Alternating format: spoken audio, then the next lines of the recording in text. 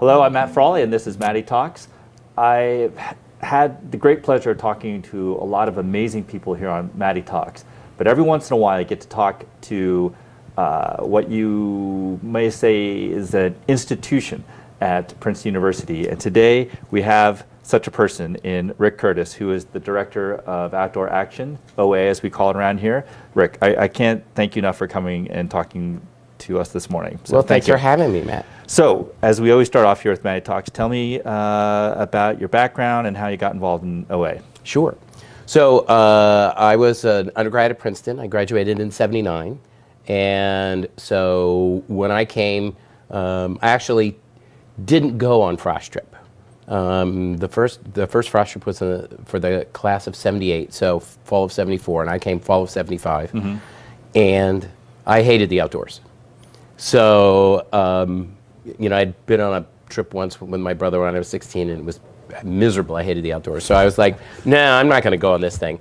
So that fall, I started to meet people who were involved in outdoor action, because that same brother who took me on my first backpacking trip was a senior when I was a freshman here.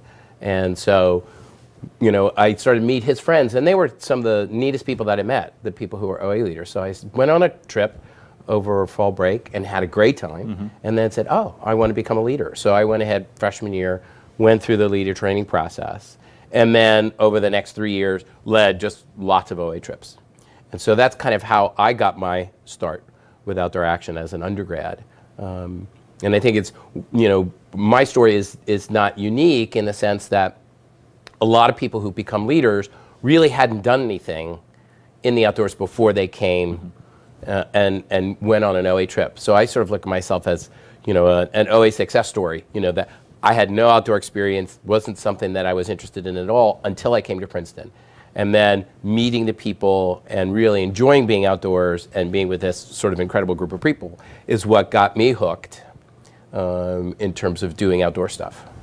So you graduate, and what did you get involved in OA right away, or a couple years later? I graduated, and I graduated in '79, mm-hmm. and then actually I stayed around the East Coast that fall of '79 and led one more trip, and then I moved out to Seattle I had a job out there, but mm-hmm. I didn't have to move until November, so went out to Seattle and was out there for 2 years, and then one of these sort of fluky things happened.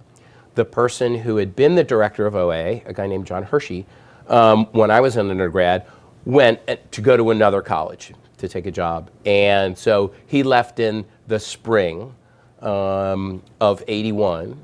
And they were like, oh my gosh, we need to find an interim. It's sort of too late mm-hmm. to find somebody at that point. So they called me up in Seattle and said, hey, would you think about, would you come back for a year and just, because you were so involved, take over OA for a year. Mm-hmm. And at that point I was thinking about graduate school. So I thought, okay, I'll come back, I'll take the GREs, I'll talk to my advisor mm-hmm. in the psychology department, I'll do all that stuff, and it'll just be a year and then I'll be off in grad school. Mm-hmm.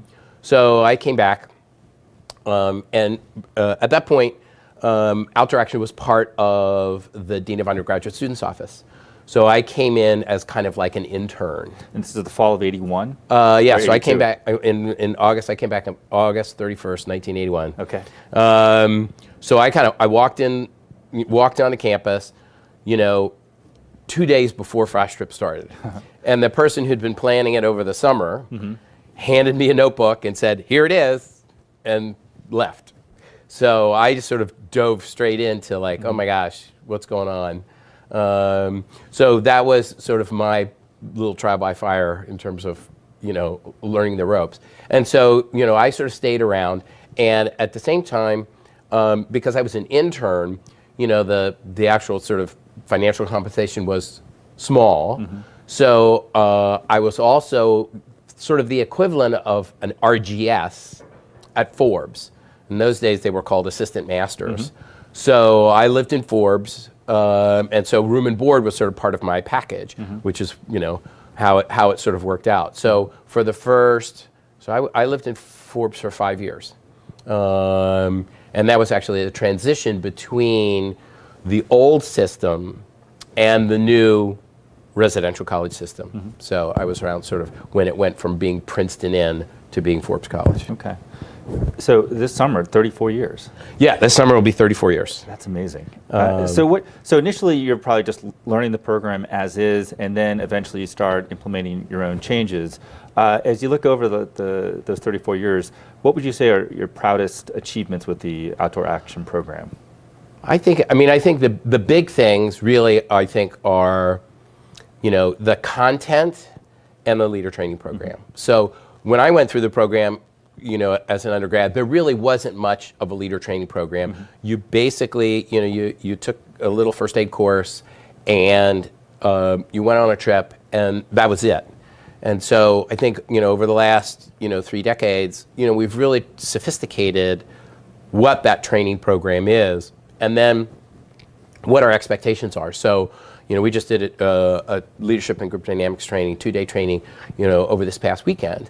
And sort of thinking about the things that we are teaching students, about communication styles, leadership, conflict resolution. None of that was things that were sort of in our lexicon, when I was a leader 30 years ago.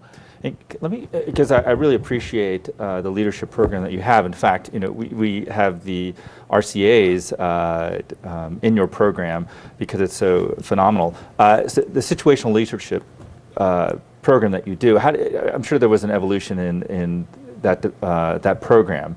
Was it trial and error, or you just a lot of reading, everything? Yeah, I think a lot of what we've done is, whether it's going to conferences or professional development training, there's a lot of great stuff out there. That model is one that's been out there for 40 years from a book called Management of Organizational Behavior.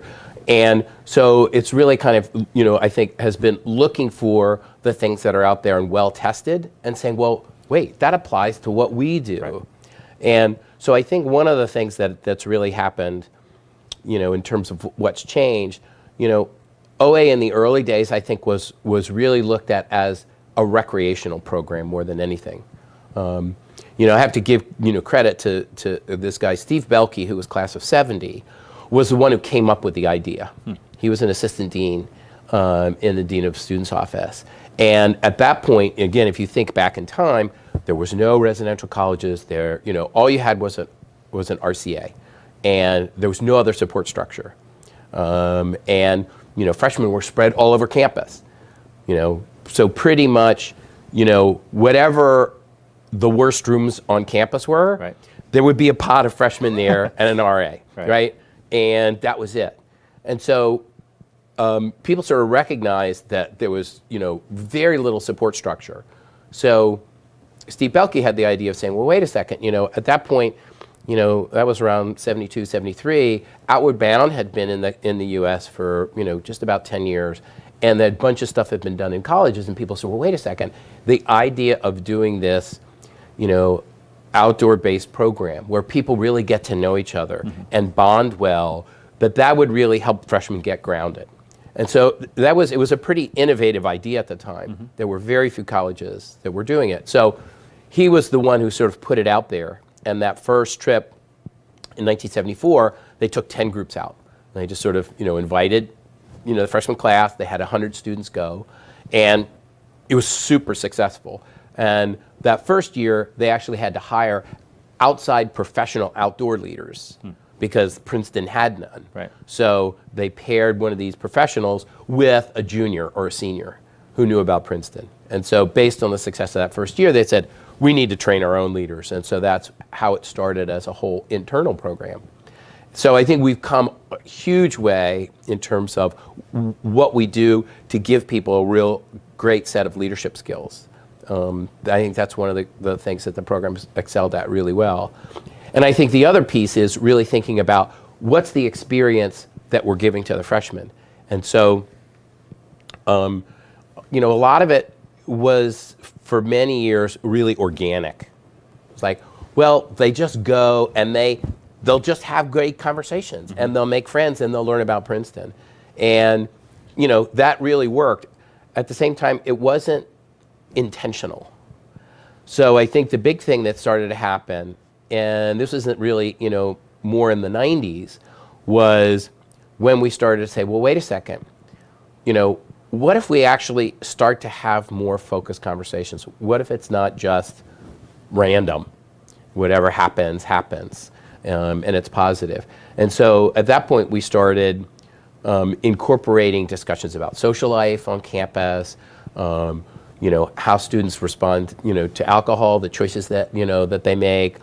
And that's, I think, when we saw kind of a big shift, because we were trying to give leaders the tools to deal with the orientation side of things.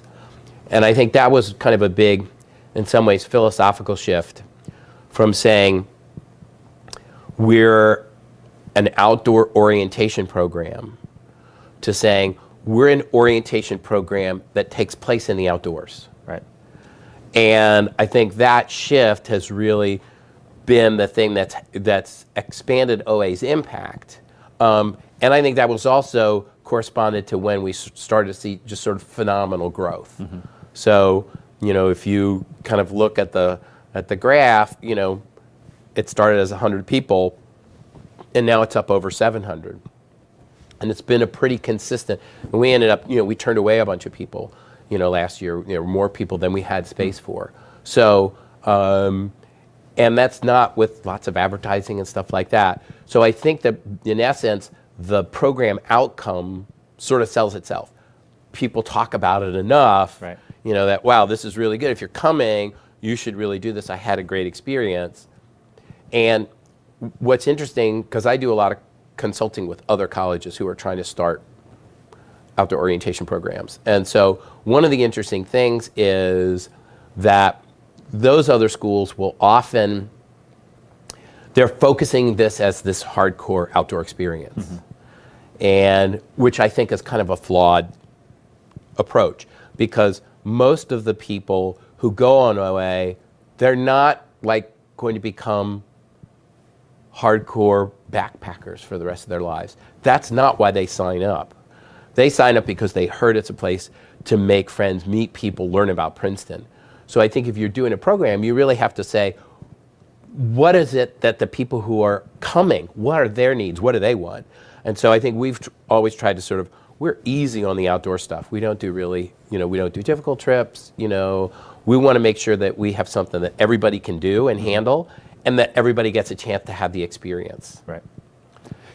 That's an interesting point, because I know that is an emphasis. It doesn't matter athletic, non-athletic, or disabilities. you will accommodate that. How do you say someone is wheelchair bound? How might you help them out, or make sure they can be on a trip? Yeah. So I think one of the things that we started to expand was base camp oriented trips. Mm-hmm. So we haven't had anybody in many years who's been in a wheelchair. Again, that's part of I think just the campus at large. There's right. not a large number of folks. We've had profoundly deaf students who went on the trip, and we provided an interpreter working with the disabilities office.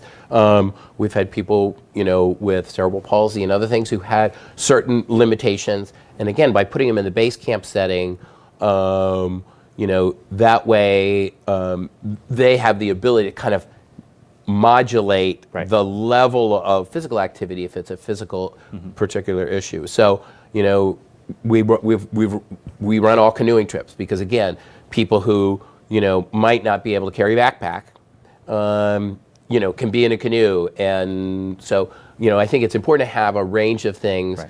So that you're basically saying, hey, we'll work with you around whatever your particular needs are. Well, that's something I just always appreciated, because here you are trying to accommodate 700 plus students, which is hard. I mean, the amount of trips you do, and you're all up and down the eastern seacoast, and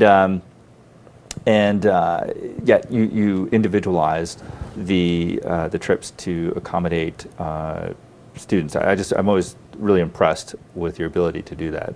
So. And I think it's just, we planned, we've had enough of those along the years that we've sort of say, okay, here's what we can do right. to accommodate people. And then, when we get a call, we're always like, okay, let's, so the student, who was deaf, we were like, okay, we need a place where, we can easily accommodate interpreters. You just have to sort of think outside the box. We needed to give them,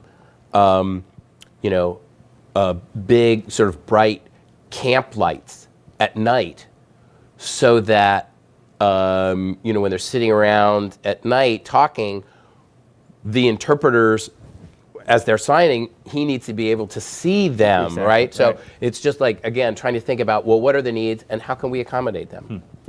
So just that point leads to another question I had, which is the logistics of OA. I mean, I don't think people are aware the amount of detail and just the Herculean effort it takes to put these trips on. Tell me about your week during OA. What's that week before orientation starts here on campus?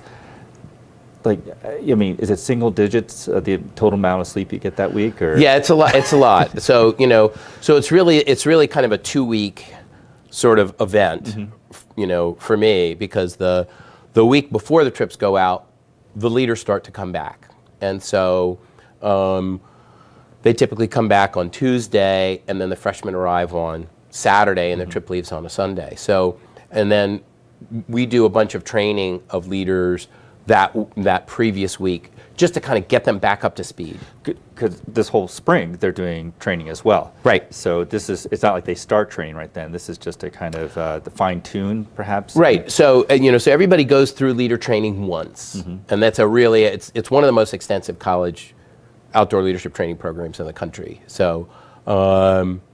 And I think that's as an aside, that's one of the other interesting things about OA and what makes us different is that we train anybody who wants to train.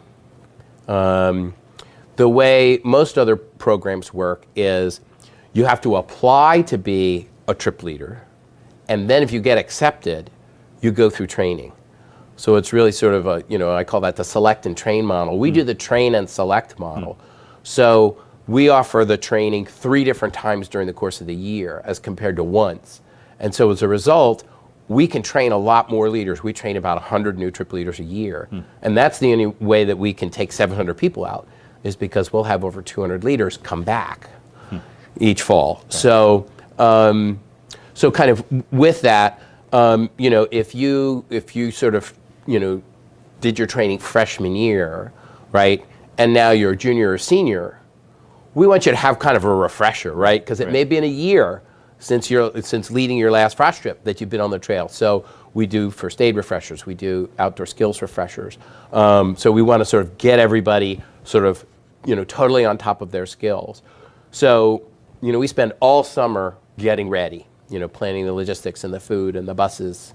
We have, 3 to 4 students who come back and work full time, helping Caroline, who's the program coordinator, and I in the office to get ready for this. And then that, what we call pre-trip is super busy because we're handing them gear, we're telling them about their routes and sort of instructing them on, what their week is going to be like when they're out.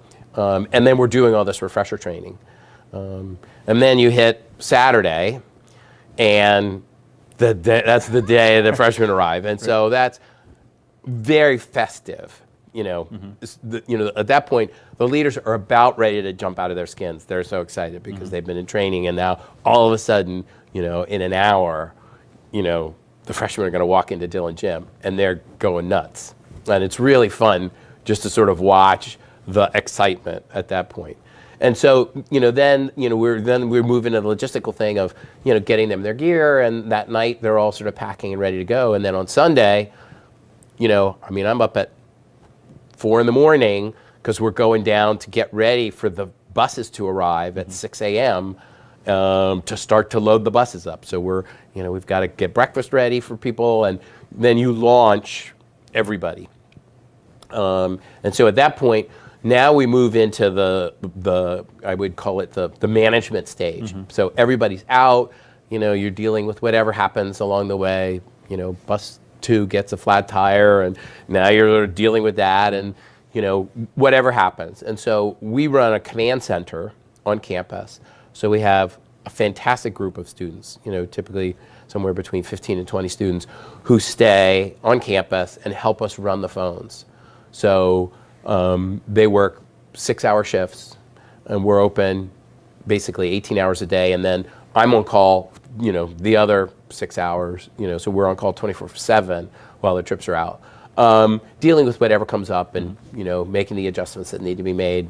And then, the last day, now we've got to get ready for them to come back. Right. So we go over to the Princeton Stadium and set up the buses, drop people off, and they have to turn in all their gear. And so then there's this huge sort of, de-issue process.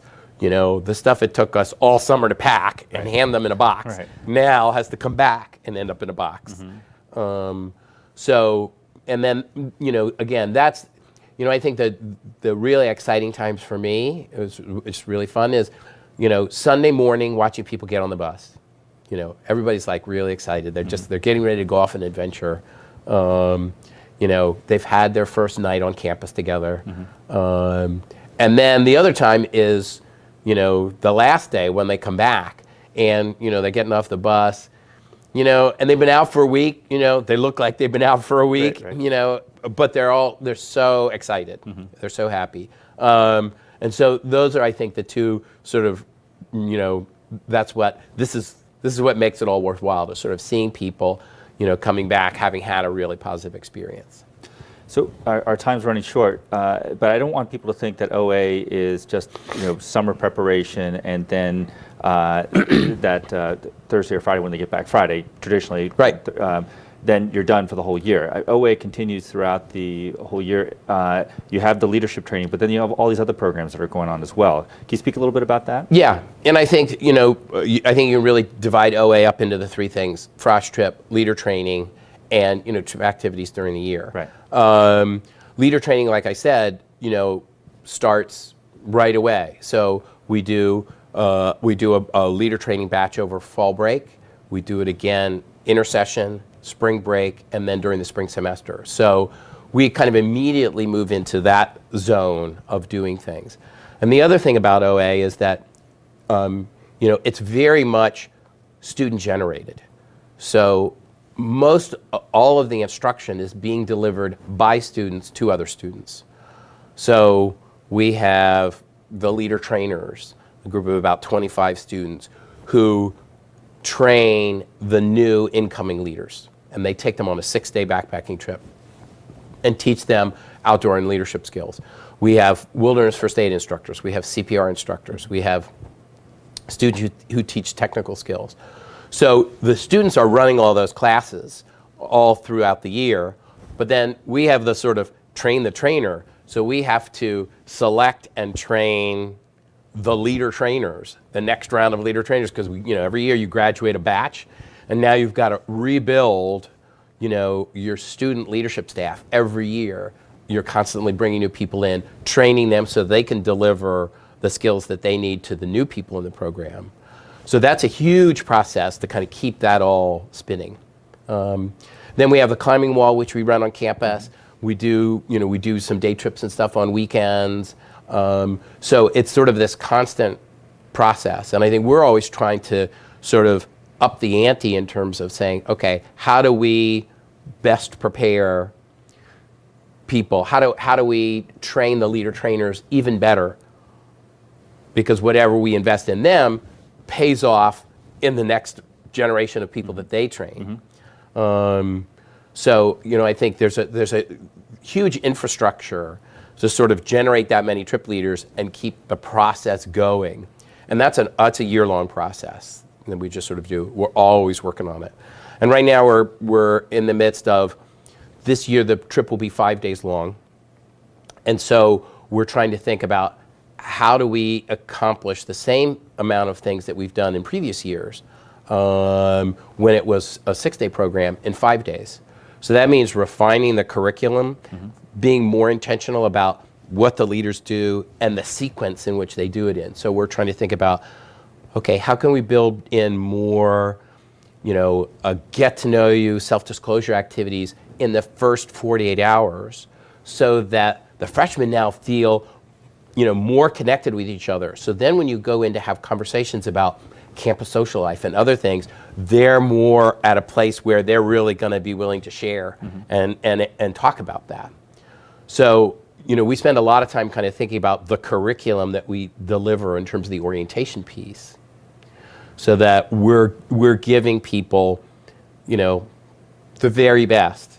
And I think we focus, I think, a lot on, the sort of human value side of that. Diversity and, respect and tolerance for difference. What we call, challenge by choice, the idea that people need to be in an environment where they feel like they can make their own choices, and self-determination, is really important. And then we try to sort of take that, as a metaphor, the kind of challenges that they have when they're out on the trip. We want to say, hey, when you're on campus, you're going to need to make your own choices about social life, about a lot of things. And you want to make that choice yourself, not feel pressured to make that choice based on some assumption of what, the campus social norm is. So we're really trying to give people, as much sort of,